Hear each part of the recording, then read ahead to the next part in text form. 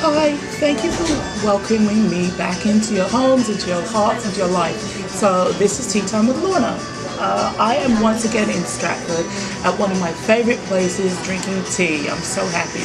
Always is the things I like to do. Drink tea, chat, hang out with friends.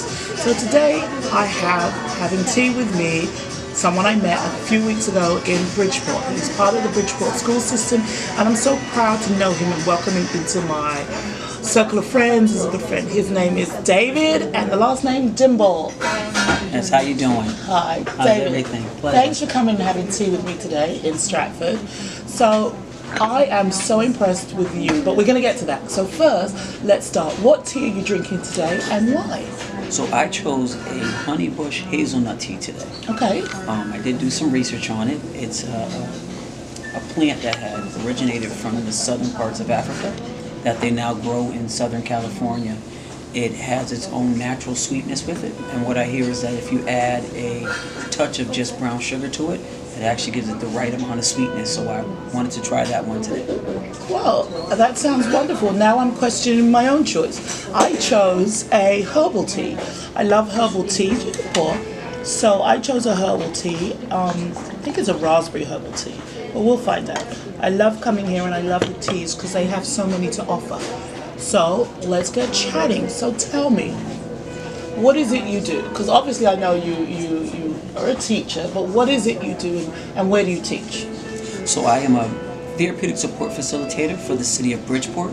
I currently work at Bridgeport Learning Center, which is located in Bridgeport on Tesney Avenue. My job there is to work with students that have been labeled and diagnosed as being psychiatric and psychotic. Okay. And the ultimate goal of the job is to help the students begin to shape their behavior without changing it. So in other words, getting them to begin to think about their decision making. Sometimes, as we know, students can be a little active in the classroom and tear a classroom up or fight a teacher, but the idea is for me to then get in there and get them to begin to think and say, hey, wait a minute, before I flip this desk, should I think about my actions? What can I do to better myself? So tell me again, what's the actual title? So it's not teacher. It's not teacher. The title is Therapeutic Support Facilitator. Okay. That's impressive. It's a bit of a mouthful. It is. But I like it. Now, how long have you been doing this? So I started this about 4 years ago. Initially, when I started with the city of Bridgeport, I started off as a substitute teacher. And what happened with that during that time is I had got to the point where I said, man, so much work needs to be done here. I'm not going to keep being a substitute teacher. So I went around school to school and pretty much told every principal, you have 2 weeks to hire me if you really like me. If not, I have to move on. So I got over to Waltersville School, and Miss Carmen Ortiz happened so to be there. She asked me to do something. I was subbing in for the art teacher, and she asked me to put up a collage of just something that said under construction. So I told her I can do one thing better. I could actually go on ahead and put up some of the work that I had the students doing, from creating stained glass art to, any form of art that we were working on at that time, from creating a color wheel with the lower grades. And when I put it up, she looks at me and she says, why are you not teaching or working in the school system? So I explained to her, listen, I really don't want to go back if I'm not going to get a solid job to sit there and turn around and go back to college for it. So she said to me, well, I have a position that opened up here in my building. I'm not sure if you want it, and I'm not sure if the money will suffice for what you need. All I saw was opportunity. It was to become a special education assistant, which is very similar to the job I do now, except it's just a lower paid position. Very similar statistics. So I did that for a while, and she sent me off to a training at Bridgeport Learning Center. Before you know it, I got a call from the therapeutic or behavior specialist there and asking me if I was interested in potentially applying for a job there.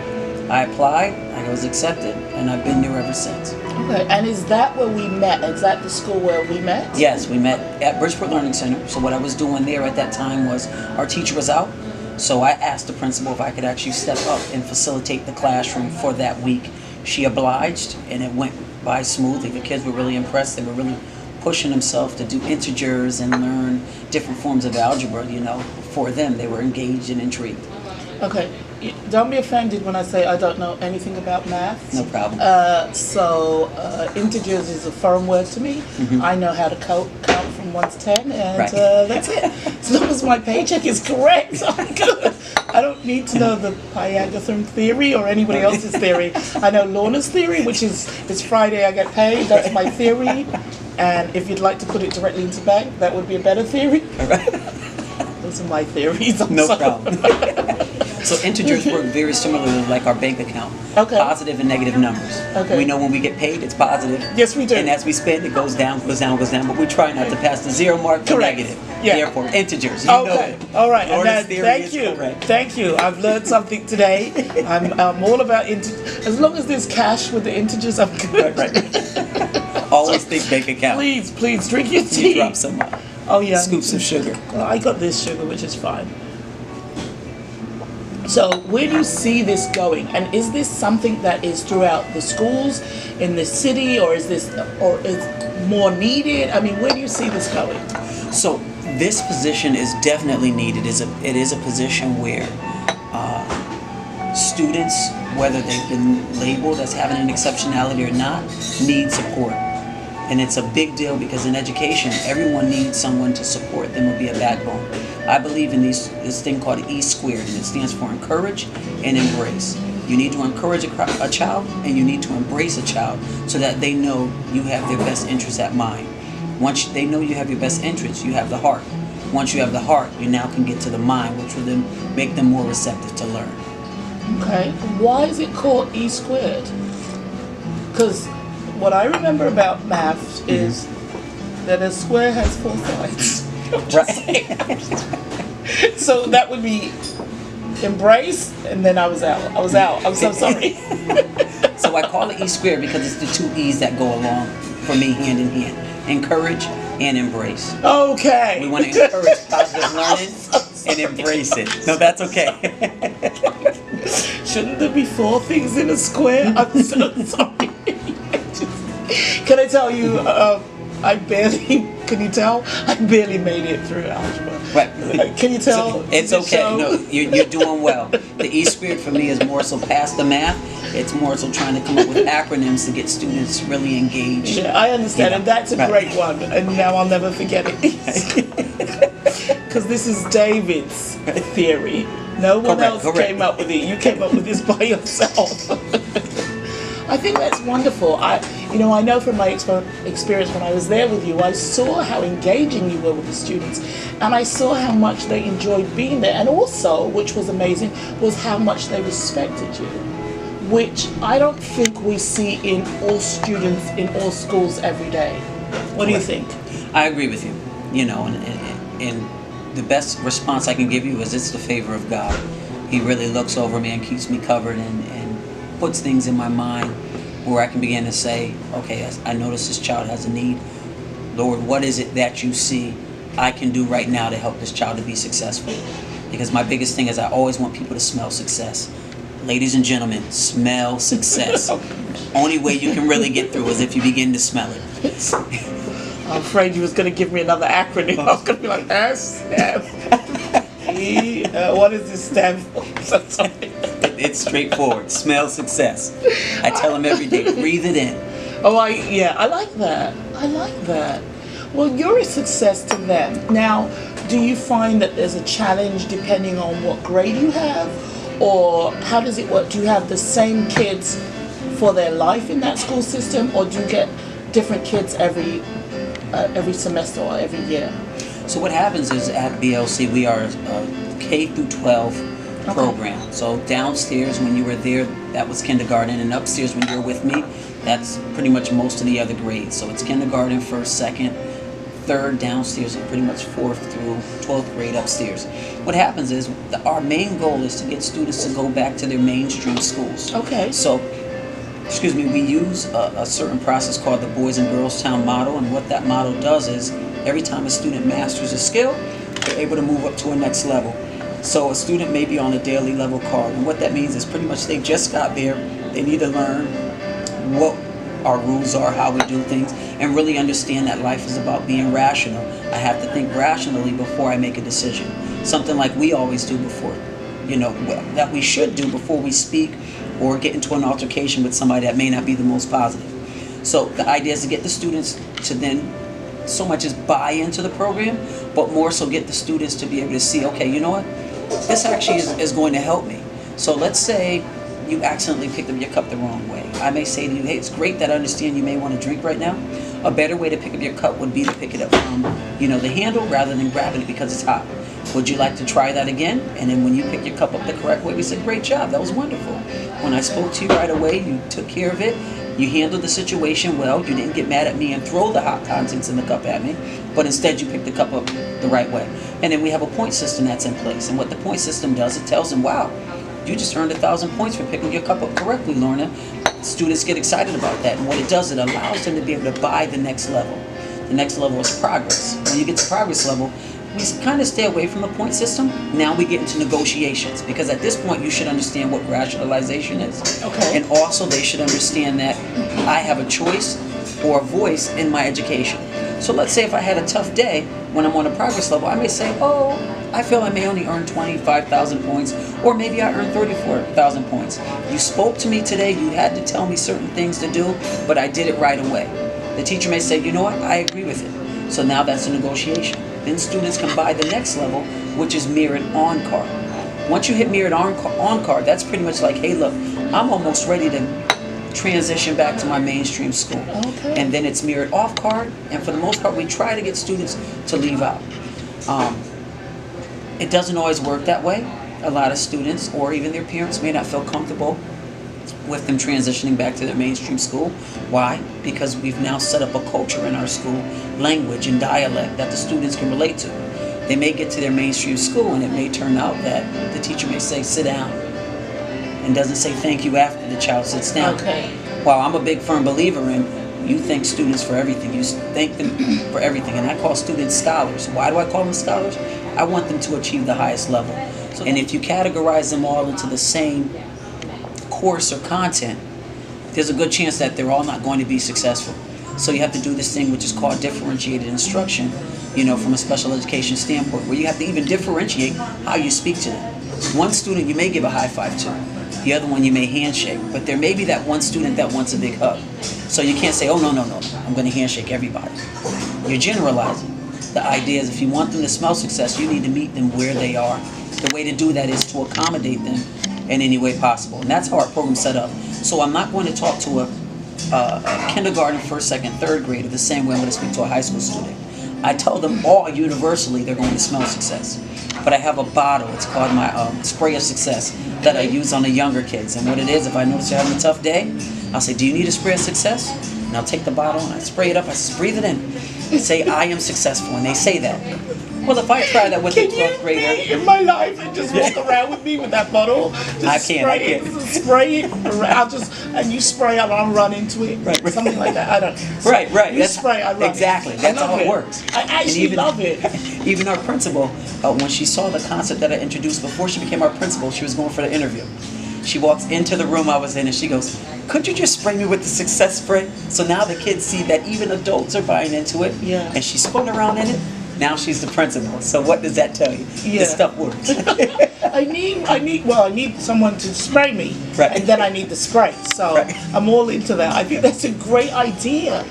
But tell me, I know you're into the arts as well. Tell me a little bit about that. What do you do, or how does that work? So, while I have in my terms Scott. of the arts, I've learned that I tend to think differently by being a musician. So Okay. I picked up playing the piano. Oh, did you? I didn't know that. I am. I'm a pianist, yes. I play as well. Oh, wow. Yeah. Well, we'll have to do a session one day. Anyway, yeah, keep going. So what I noticed with playing is that it helps me to begin to think with that opposite side of my brain to make me more creative. I ran an after-school program here in the city of Bridgeport for a while under the Norma Freeman Urban Outreach Initiatives. And one of the things that we offered to the students was free piano lessons. Really? Or were free piano lessons. When was this? So this How come I didn't get a free one? Well, I'm not a student, but... So I have recently left that place, and they're actually no longer in session. Oh, sorry. So I did keep in touch with the music teacher, though, who, again, when I brought her in, was phenomenal. She took students from not even being able to read music to being able to read and play. And we're talking over the course of a few weeks. She was fantastic with them, and what it did was it helped with their reading ability.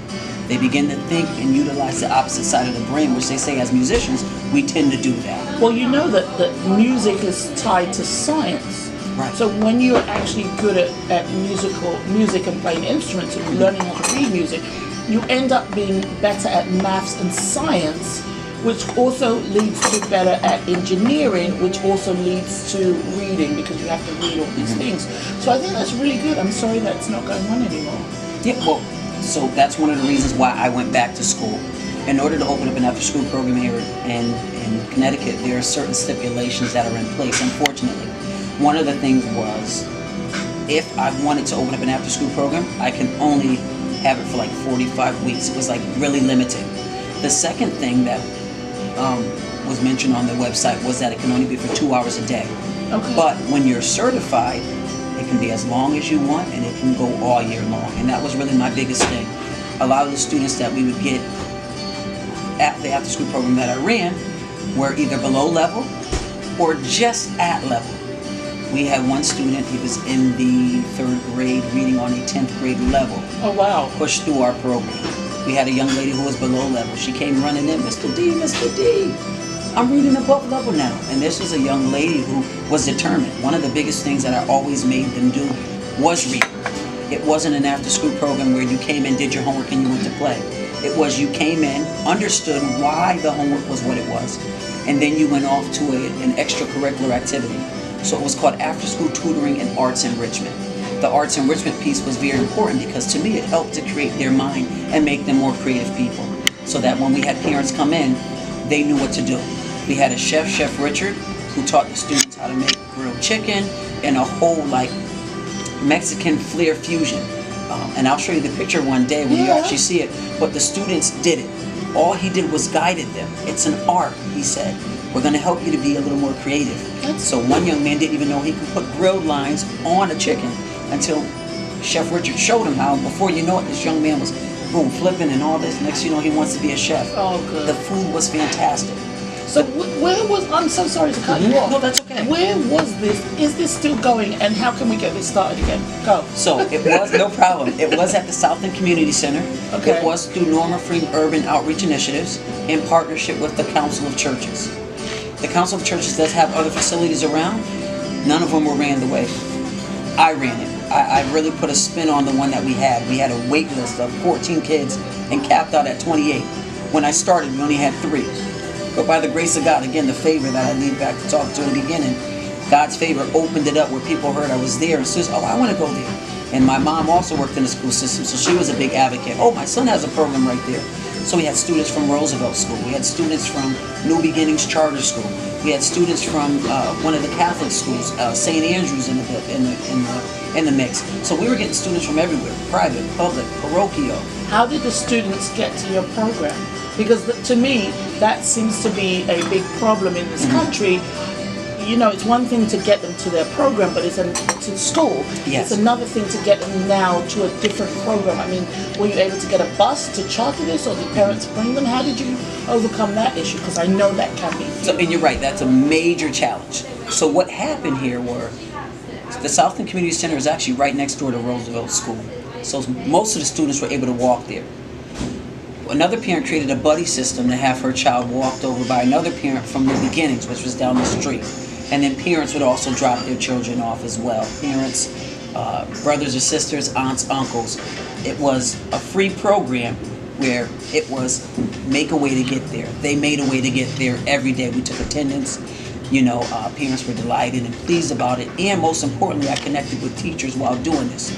So it made the transition of getting transportation even easier, because then parents could then say, when they speak to the teacher, oh, your child needs help, but your child can actually walk right through the gate over to another after-school program.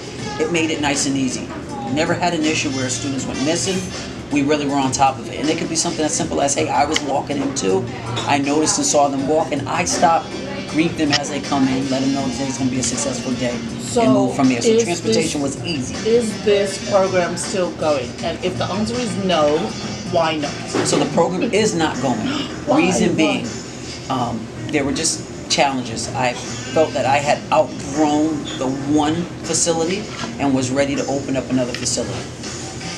The financiers weren't ready for that. Kind of felt that some of the work I was doing was erroneous. And you know how that can be. Education is never erroneous. You have to go beyond the job, beyond the limits of the hours. My hours now are 8:10 to 2:15. There are times I'm still sitting at my job until 3:30. Why? Because it goes beyond that. There are times where a student will say, can you come to my basketball game? Guess who's sitting there at 6 o'clock? I am. With my wife, with my kids, or by myself. You know, so that's why the program isn't going. What we're working on now is when I'm finished with this next, my 4th degree, which is in education, I then can reopen up the program the way it should be ran, as an after-school tutoring and arts enrichment facility. Okay, let's back up a second. Sure. Why do you have 4 degrees and what are they? So I chose to get 4 degrees because I knew this 4th one would enable me to be able to, one, become a teacher, and also be able to, most importantly, open up the avenue for me to do the after-school program. What are the others? First 3. I went to school back in 2002. So from 2002 to up until 2006, I graduated with 2 bachelor's degrees, one in English and one in criminal justice. The idea was to ultimately become a lawyer. My school offered me a free master's. I took the opportunity, so I took that master's I probably would have too. in criminal justice and offender rehabilitation. And one of the things that happened right after I got that job, somewhere around that time, Governor Jody Rell at the time put a hiring freeze out, which seized all income and new people to get jobs within the criminal justice system, and also the economy was going through its turn. So at that time it was, hey, I'll stay in sales. So I worked for a File Education Group for X amount of years, and what I did with them was I worked my way all the way up to becoming a store manager. Right after that, my position was eliminated once we cleaned everything up, and then I said, you know, Lord, I want something where I can be effective in my community. Education was the key. So I got into it. It's been successful over the last few years that I've been in it, and once I could no longer have that after-school program, which was a baby to me, because my kids went there, and I told people, this program is so good, my own family goes there. My nieces went there, and I cut them no slack either. Everyone was treated fair. Everyone was always offered an opportunity to be able to practice off. If they interrupted me, it would be Take 5. And what the Take 5 was a part of a behavior system I created called TP5B, Take 5 Behavior Plan. Right? And what that Take 5 behavior plan does is it allows students to know, hey, look, I'm going to have to sit out of my recess for 5 minutes. They're always offered one opportunity to be able to say, I apologize for, and they need to be specific. All the way down to kindergarten. Never once did we let them just say, sorry. We need to know why you're sorry. I'm sorry for interrupting you. What can you do the next time? The next time I can either raise my hand or wait until you're done talking. Great. You earn your time back. And the reason why this behavior plan was so successful for the students and why I need to get this program back is because it taught students that, hey, look, I can make a mistake, but guess what? I still can get back in there and make it better. And that's always what we want people to know, that there's never a chance where if you make this one mistake, your life is over. You can always smell the success again, get back in there and do it. And I know for my own kids, I mean, that's pretty amazing. I know for my own kids, here, make it, let's move it closer, you don't have to stretch. I know for my own kids, I had a theory which was, you know, and I don't come from an educational background, which is, I'm going to ask you if you did it, and if you tell the truth, you'll be punished once. But if you lie, you will be punished twice. Once for the thing you did, and the second time for the lie. It caused him to confess instantly, because he figured it out. I'm only punished once. I confess instantly. Right. And so he would confess instantly. Yes, I did it. This is what happened. I'm so sorry, blah, blah, blah. Okay, you're punished this. But my oldest son, always thinking to beat the system, was like, I didn't do it. So now you've lied. So now that's 2. But he's banking on me not catching him. But we can always meet again. This was great. This was really good. And I know you have so much knowledge and so much to share. I really appreciated it. So we definitely have to do that again, which is fine. Because I think we only got basically to education and then we stopped right there. But that's okay. Well, we touched on creative thinking with the arts as well. Okay, that's good. That's good. So thanks everyone for tuning in today. Obviously, I'm going to have David back on the show because he has so much to say and he's so knowledgeable. I'm so grateful that I met him and he is able to share all this wisdom with not just me, but with you, those who are watching. So tune in again and we will see you another time on Tea Time with Lorna. Bye. Take care.